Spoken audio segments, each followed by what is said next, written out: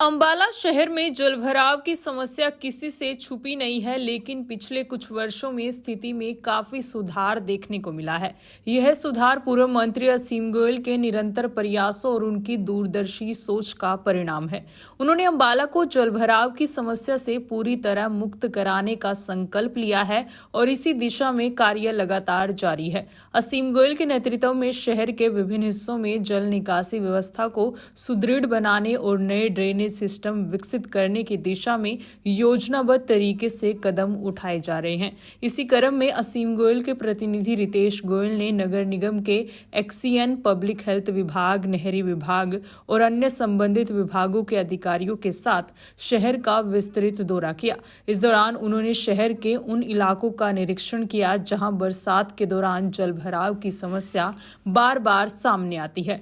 दौरे की शुरुआत इंको चौक से की गई। इसके बाद प्रतिनिधिमंडल sector 9, sector 10, sector 8 housing board, Shaktinagar, Manav Chowk, Ratangarh road, Nasirpur और जड़ोत रोड जैसे क्षेत्रों का दौरा करते हुए आगे बढ़े। निरीक्षण के दौरान अधिकारियों ने मौके पर ड्रेनेज सिस्टम की वर्तमान स्थिति का जायजा लिया और भविष्य की जरूरतों के अनुसार सुधार की संभावनाओं पर चर्चा की।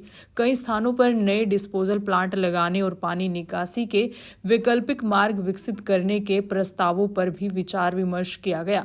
इस मौके पर रितेश गोयल ने कहा कि मुख्यमंत्री नायब सैनी के नेतृत्व और पूर्व मंत्री असीम गोयल के मार्गदर्शन में अंबाला को जलभराव की समस्या से स्थायी रूप से मुक्त कराने की दिशा में ठोस कदम उठाए जा रहे हैं। उन्होंने बताया कि यह दौरा सीएम के मार्गदर्शन और असीम गोयल के निर्देशों पर किया गया है ताकि आगामी बरसात से पहले हर संभावित समस्या का समाधान सुनिश्चित किया जा सके। रितेश गोयल ने कहा कि शहर के विकास और नागरिक सुविधाओं को प्राथमिकता देना हमारी जिम्मेदारी है। जिस तरह से अंबाला में पिछले वर्षों में सड़क, सीवरेज और जल निकासी व्यवस्था को बेहतर बनाया गया है, उसी तरह आने वाले समय में भी यह कार्य और तेजी से आगे बढ़ाया जाएगा।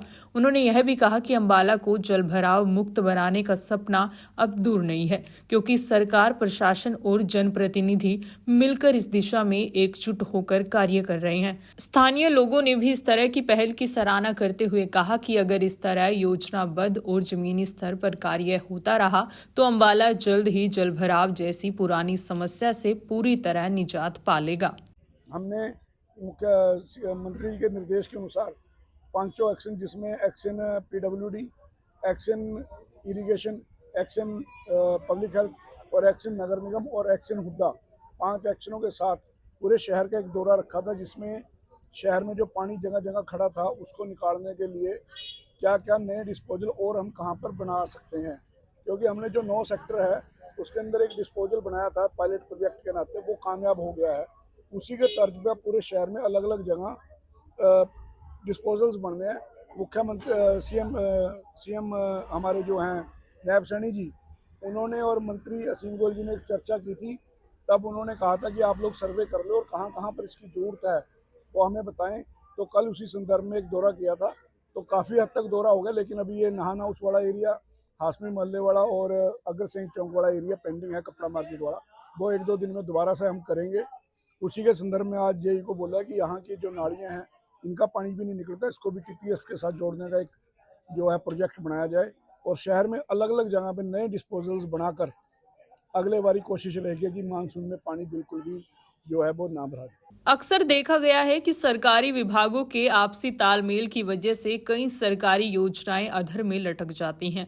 ऐसे में रितेश गोयल ने सभी विभागों से कहा कि इस समस्या के निजात के लिए आपसी तालमेल बनाकर काम करें। टालमटोल की नीति और ढीली कार्यशैली किसी भी सूरत में बर्दाश्त नहीं की जाएगी।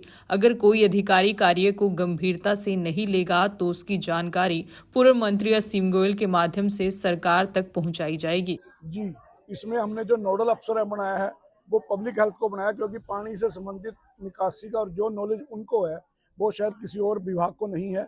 और नगर निगम को और हुड्डा को खास तौर से निर्देश दिए गए हैं, क्योंकि हुड्डा और नगर निगम उनके साथ इन्वॉल्व है निकासी के लिए, कि आप लोगों ने तालमेल के नाते अपना नोडल अफसर जो है पब्लिक हेल्थ को मानना है और पब्लिक हेल्थ के दिशा निर्देशानुसार जो भी वो काम है उनको साथ में सहयोग करें और काम करें, कोई खींचातानी ना करें और डिपार्टमेंट वाइज ना खेलते हुए आपस में सहयोग करके हमने अम्बाड़ा शहर को पानी की निकासी जो करनी है और अम्बाड़ा शहर को पानी के भराव से बचाना है, उसके नाते सभी मिलकर काम करेंगे, तभी ये काम सफल हो।